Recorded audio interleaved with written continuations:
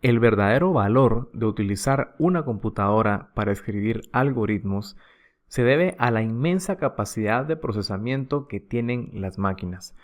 Como ya hemos visto anteriormente, los algoritmos no pasan de seguir instrucciones y hacer operaciones, por lo que resulta muy conveniente poner en práctica cómo hacerlo escribiendo pseudocódigo y diagramas de flujo. En esta lección vamos a hablar de operaciones aritméticas. Las operaciones aritméticas básicas son suma, resta, multiplicación y división, a las cuales se les podría agregar exponenciación, radicación, módulo, entre otras.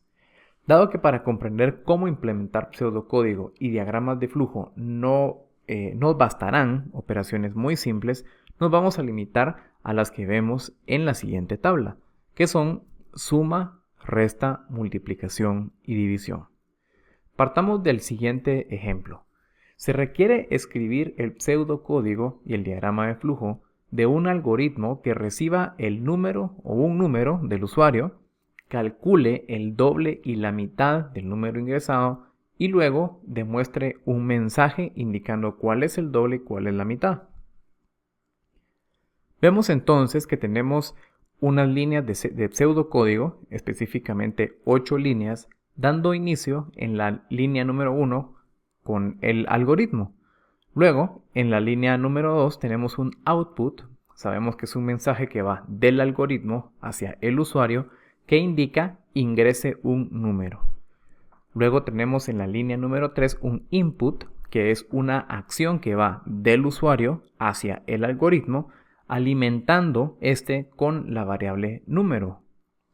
En la línea número 4 y en la línea número 5 también tenemos dos operaciones en donde estamos definiendo una variable llamada nombre y otra variable llamada mitad, en donde vamos a operar la variable número recibida en la línea número 3 y en el caso del doble la vamos a multiplicar por 2 y en la mitad la vamos a dividir dentro de 2. Con esto podemos generar nuevamente los outputs necesarios para que el usuario visualice cuál es el resultado. Y eso es lo que hacemos en la línea número 6 y número 7. El doble es, a lo cual le sumamos o le agregamos, mejor dicho, la variable la variable doble calculada en la línea número 4. Y del mismo modo, en la línea 7 tenemos el output e indica la mitad es, y a eso se le agregará la variable mitad calculada en la línea número 5. Recordemos que el objetivo del pseudocódigo es plantear cuáles son los pasos necesarios para llegar a conseguir el objetivo deseado.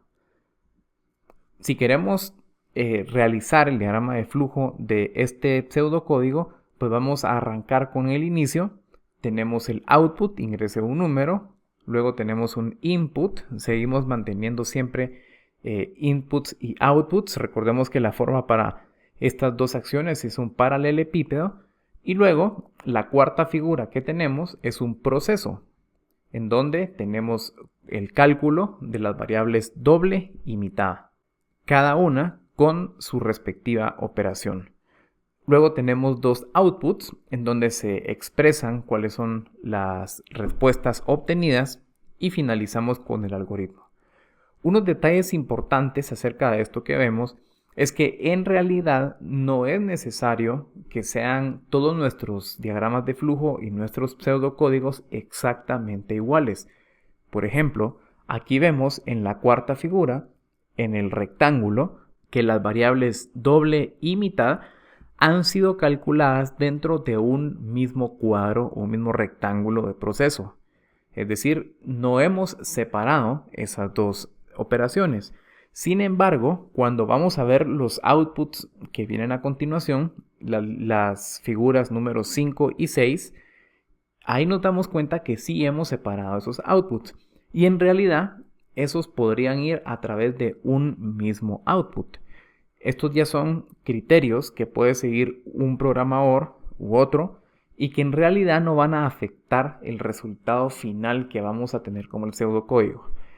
En realidad no hay una única manera de escribir el pseudocódigo ni el diagrama de flujo, y ese es un concepto que hay que tener muy claro al momento que estamos programando. ya que es posible que no todos nuestros programas o no todos nuestros algoritmos se vean de la misma manera.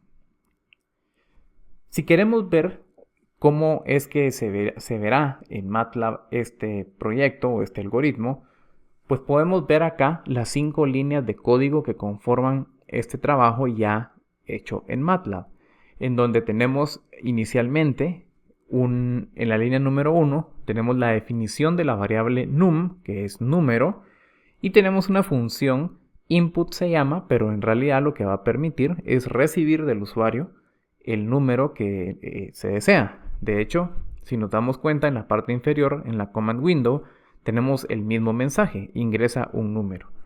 En las líneas número 2 y 3 tenemos algo muy similar a lo que vimos en el pseudocódigo, que es el cálculo del doble y de la mitad utilizando la variable num. Y en las líneas números 4 y 5 tenemos dos outputs que justamente indican cuál es el doble y cuál es la mitad.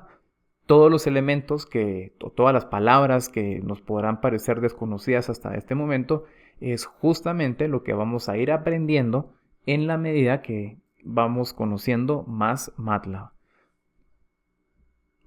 Ahora que hemos hablado de operaciones aritméticas, vamos a pasar a hablar de otro tipo de operaciones que es muy importante, que son las operaciones lógicas en la siguiente lección.